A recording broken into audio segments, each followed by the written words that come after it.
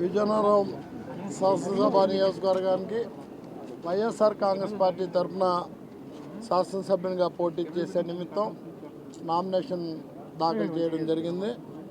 జిల్లా పార్టీ అధ్యక్షులు, విశాఖపట్నం, శ్రీకాకుళం జిల్లాల YSR Congress party deputy coordinator, అలానే పార్లమెంట్ చిన్నసీన్ గారు, అలానే పార్లమెంట్ సభ్యులు బెల్లాం చంద్రశేఖర్ గారు, సోదరి నగర మేయర్ విజయలక్ష్మి, అలానే చిరంజీవి డిప్యూటీ మేయర్ లయ, ఇతర పార్టీ పెద్దలు, ప్రజాప్రతినిధులు అందరితో కలిసి వచ్చి నామినేషన్ దాఖలు చేయడం జరిగింది.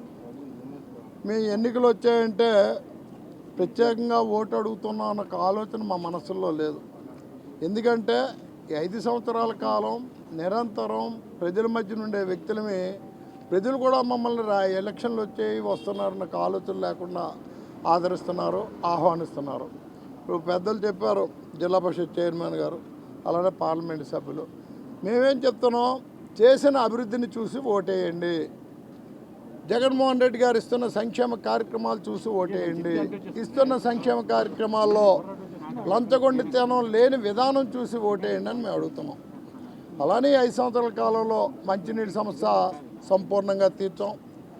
70% ఈ నియోజకవర్గంలో 70% రోడ్లు కానీ, కాలువలు కానీ, లైటింగ్ కానీ, ఇతరత్ర మౌలిక సదుపాయాలు ఏర్పాటు చేసాం. సుందరీకరణ కూడా చేశాము. ఈ పట్టణం రూపురేఖలు ఒక పట్టణ వాతావరణం కలిగే విధంగా సుందరీకరణ కూడా చేశాము. అభివృద్ధితో పాటు సుందరీకరణ కూడా చేశాము. ఇవన్నీ చెప్పి మేము ఓట్లు అడుగుతున్నాం. ఇగో మీరు ఇచ్చిన అవకాశాన్ని ఉపయోగించి ఈ పనులన్నీ చేశాము. రానున్న మళ్ళీ ఒక అవకాశం ఇస్తే మిగిలిన పనులు చేసి ఈ విజయనగరాన్ని సమస్య లేని విజయనగరంగా తయారు చేస్తామని చెప్పి ఓటు అడుగుతున్నాం.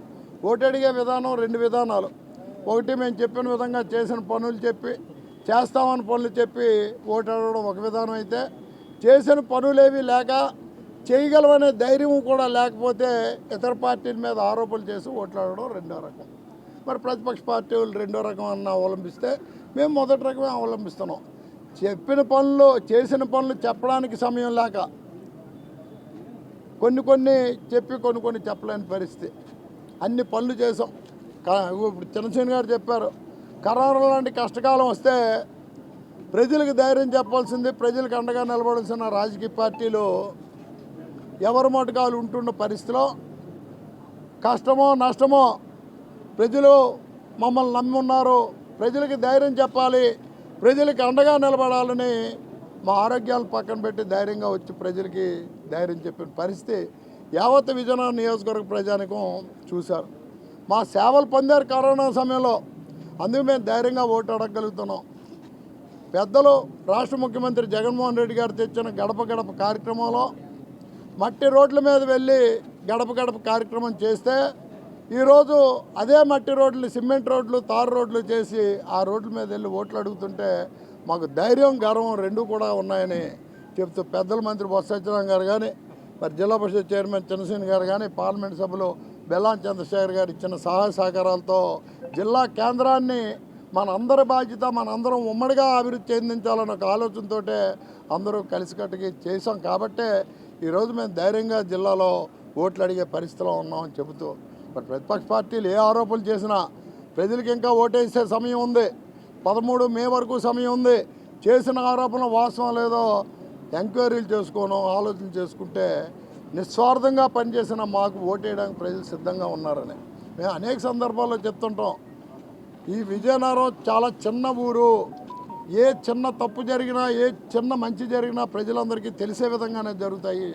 ఇవాళ మేము కరోనా సమయంలో చేసిన సేవ ప్రజలు గమనించారు, గుర్తించారు. కాబట్టే కరోనా తర్వాత జరిగిన మున్సిపల్ ఎన్నికల్లో 48 సీట్లు, 50 సీట్లకు కానీ 1 సీట్ ప్రతిపక్ష పార్టీకి, 1 సీట్ ఇండిపెండెంట్కి ఇస్తే 48 సీట్లు వైఎస్ఆర్ కాంగ్రెస్ పార్టీకి ఇచ్చారు. అంటే మేము చేసిన సేవను గుర్తించారు.